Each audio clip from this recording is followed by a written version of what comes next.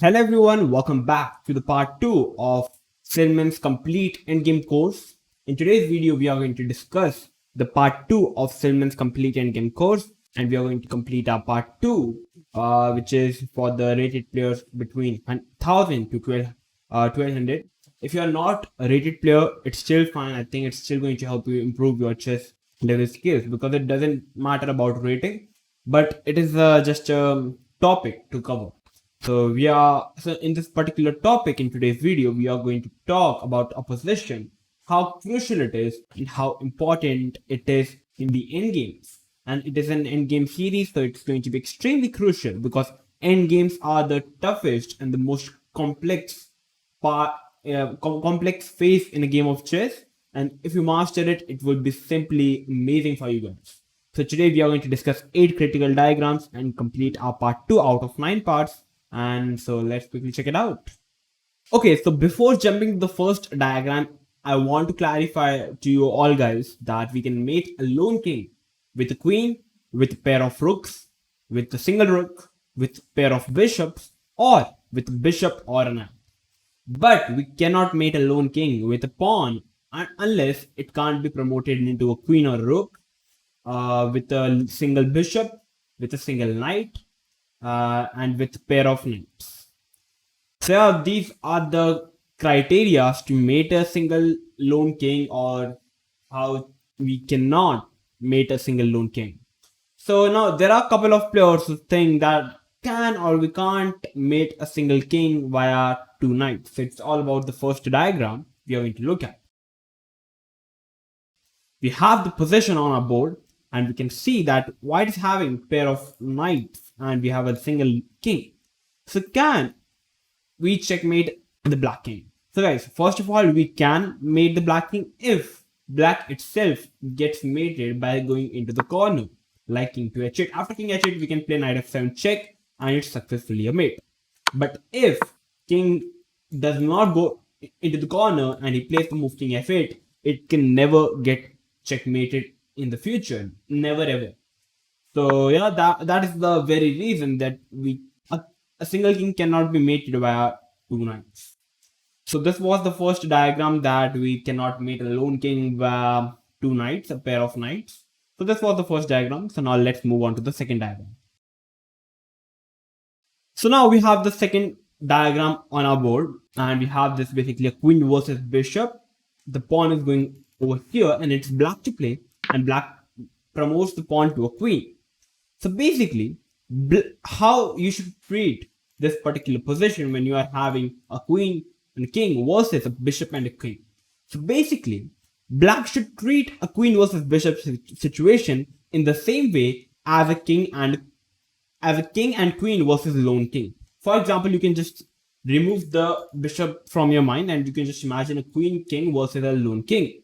So basically, in a queen versus dark squared bishop endgame, like in this particular scenario, stay on the light squares as often as possible, and the bishop becomes a non-entity. Like it's very true that basically it's a dark squared bishop, so the bishop can only jump into the dark squares. But if you simply put your queen and the king onto the light squares, the bishop will simply become an invisible piece and you will eventually win the game. So basically, I'll show you. After queen a1, we have a couple of moves played by both the players.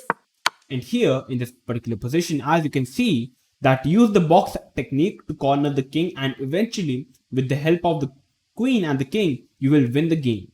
So as we have discussed in the first part of our Silman's complete endgame course, we discussed about the box technique the queen and the king uses to force the king into one side of the board, and eventually with the help of the king and the queen, we simply mate our opponent.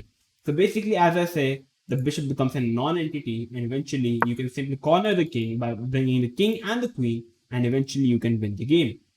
So yeah, the idea of box technique is pretty simple. You just need to smaller the box. Like in this particular scenario, the box is over here, so you just need to bring the king and eventually smaller the box, and you will win the game.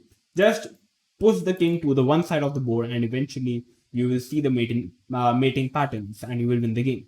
So this was the second diagram to win, how to win against a queen versus bishop. So now let's move on to the third diagram. So now coming on to the third diagram, we have a queen versus knight endgame. So guys, in this scenario as well, it's pretty easy to checkmate the knight and king against a queen versus king. It's pretty easy to mate the black king. Yep, just after king h2, you must notice a knight can be tricky if you're not paying attention. It can fork and win a queen. So be careful. Like in this particular scenario, if you play a move like king g2, you'll realize after knight f4 check, black is giving a check and the knight can eventually capture a queen and it's a draw. So that is the only thing you just need to remember. You must simply be careful of the knight fork and eventually you will win the game. Like after king h2, we have king e6, queen d4. In this endgame, the stronger side's plan is easy. Push the enemy king to the side of the board and mate it. Like just you can choose any corner, any side of the board. There are total 4 sides, and just push the king to one of the side, and you can simply mate your opponent. However, make sure you don't let the knight fork your king and queen. That's what I said. You must not allow the black knight to fork your queen and the king, so that you won't be a queen down and you can simply mate your opponent. So after queen d4, knight e7, check. You can see how first white gave a check. White can't bring king g3 because again of a knight fork. So bringing the queen check, slowly and steadily, white can win the game by simply kicking the king to a corner. So guys, here patience is a useful quality. You must remember this and you can eventually win the game. I'm not showing you the complete checkmate pattern, but yeah, it's too long but you will eventually, after cornering the king, you will eventually win the game. So this was the third diagram. So now let's move on to the fourth diagram. So now coming on to the fourth diagram, we have this particular position on the board. White is having a pawn and a king versus a single king. It's black to play and black plays the move king d6. King here, king e6, one push. We have this position and you can see how this position is a stalemate. Like white is a pawn up, but despite being a pawn up, it's a stalemate. It's black to play and black is not having a single move to make, so it's a draw. So guys, black managed to achieve his goal, the draw, which he wants, like, despite being a pawn down.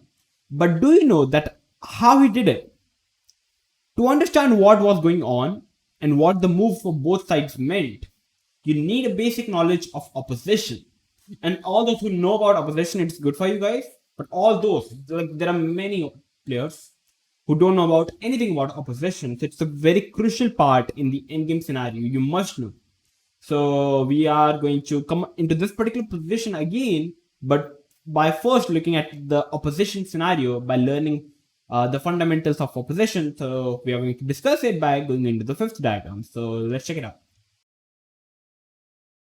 So we have the fifth diagram on our board. So it's only a king versus a king. So basically, we are going to talk about opposition. So basically, in this scenario, whoever moves loses the opposition. So what do I mean? So in this scenario, you see, as you all guys know that the king can't just come beside the king. There should be at least one gap. So basically, as you know, king covers these 3 squares. Okay, the king also covers these all squares, but we are not going to talk about that. Both the kings cover these 3 similar squares. Okay, so you can just think that this complete is the ground of black and this complete is the territory of white. Okay, so neither side wants his opponent to enter his territory. So basically, both the king covers these squares. So if it's, for example, it's black to play and black makes a single move, like a move like it's black to move and it's only king versus king, so he has to move the king. And once he moves his king, now white gets his opportunity to come over the e5 square. And after coming to e5 square, you will notice how white is able to enter black's territory. So white has successfully penetrated the enemy position and you can say white has won. Okay, so this is all about opposition. If black goes here, still white can go to king to c5 and white can still penetrate into the black position, black's camp. So in this way, white has won the battle of opposition. So guys, this is all about opposition. I think you must have got the basic idea of opposition part. Yeah. So this was known as the opposition part. So now let's move on to the previous position and try to discuss it. So now let's move on to the sixth diagram. Okay, so coming on to the sixth diagram, it's the same diagram as the fourth diagram. So yeah, it's not a change. It's again black to play, and now you will able to understand it a bit comfortably, and you will try to, and you will basically know what was going on in the fourth diagram.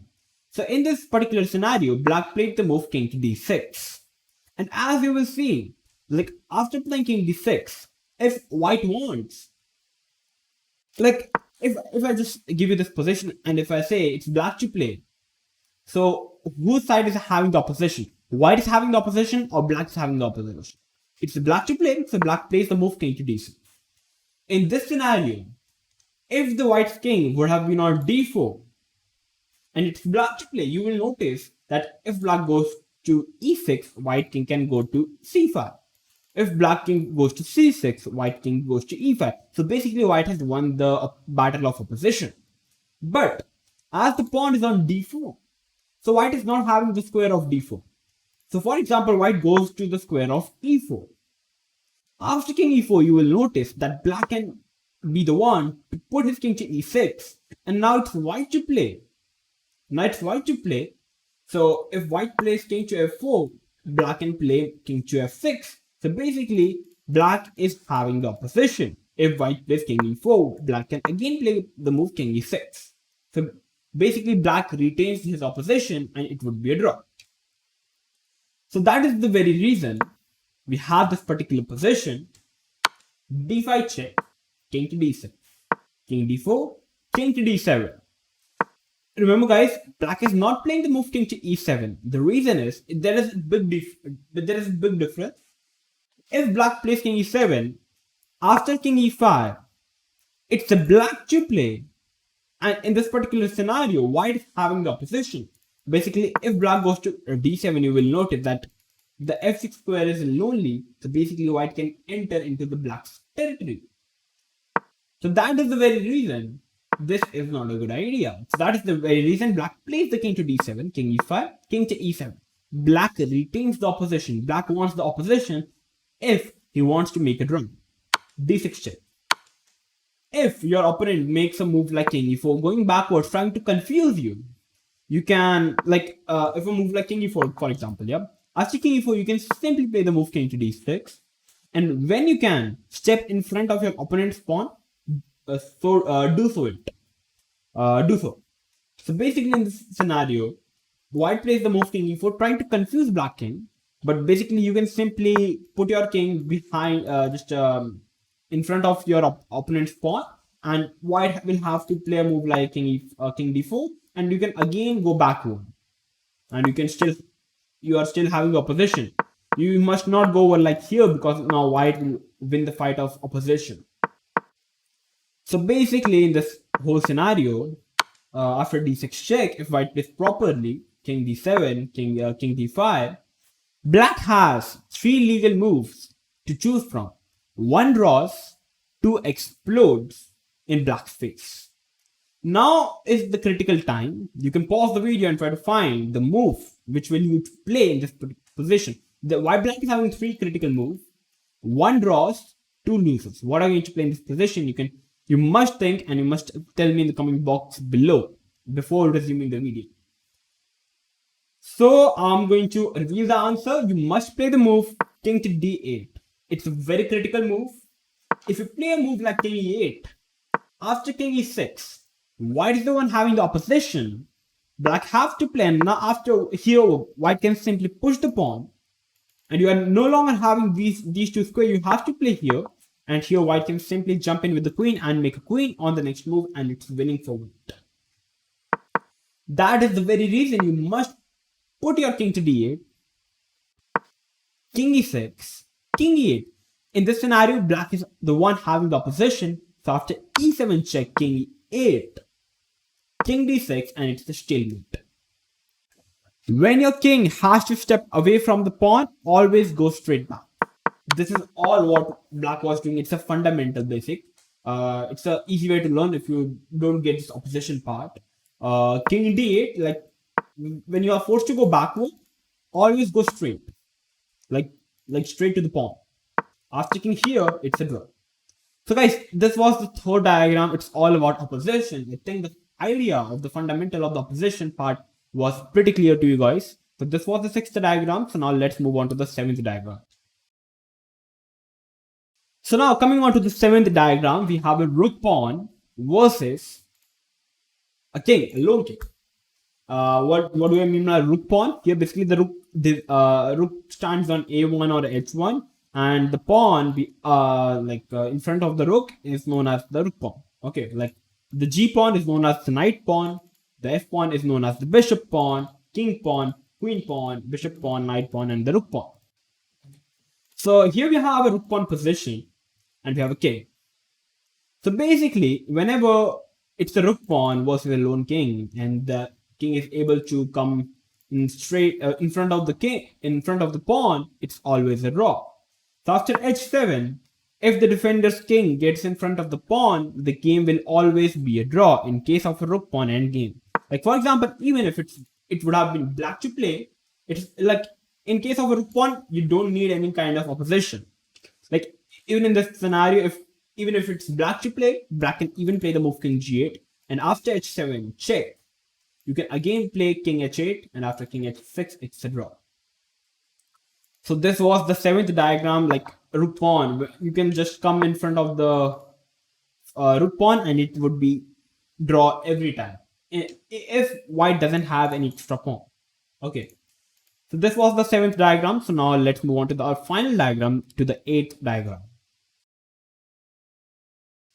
So now coming on to our final diagram, again we have a pawn versus a king scenario, but now it's not a rook pawn, it's a knight pawn. You can just assume like a rook pawn as a one side, and all the other like the knight, bishop, king, queen, bishop, knight pawns are one side. Okay, so it's basically a king pawn. It's basically a knight pawn versus a single king, and it's white to play, and now white wins this particular position. The reason here is white is having the opposition. You can just assume that black king was in the previous move, the king was on f8, but now the king traveled to g8, and in this scenario, white can simply push the pawn to g7, and after king h7, king f7, white is the one having the opposition, and white can simply make queen, and after making a queen, queen g3, just taking away the h4 square to be very precise, and after king h6, it's a one move mate. So this was the scenario of opposition. In case of a rook pawn, if the king comes in front of the pawn, it's always a draw. But if the pawn is on any other file, the scenario is different. Okay, that is the reason. Just all the other pawns on the one side and the rook pawn on the other side, basically. Yeah. So these were the 8 critical diagrams for your Silman's Chess Endgame Part 2, and it was a class E.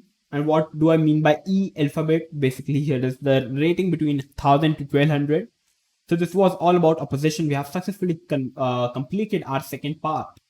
So if you like this particular part, then make sure to like the video, share this video with your friends, and make them stronger, and play. And eventually, by playing your stronger friends, you can even become stronger. So make sure to subscribe to our channel if you are new to our channel. So I'm going to come up with the next part, and we are going to see you soon. So till then, stay tuned and keep watching One Shot Chess.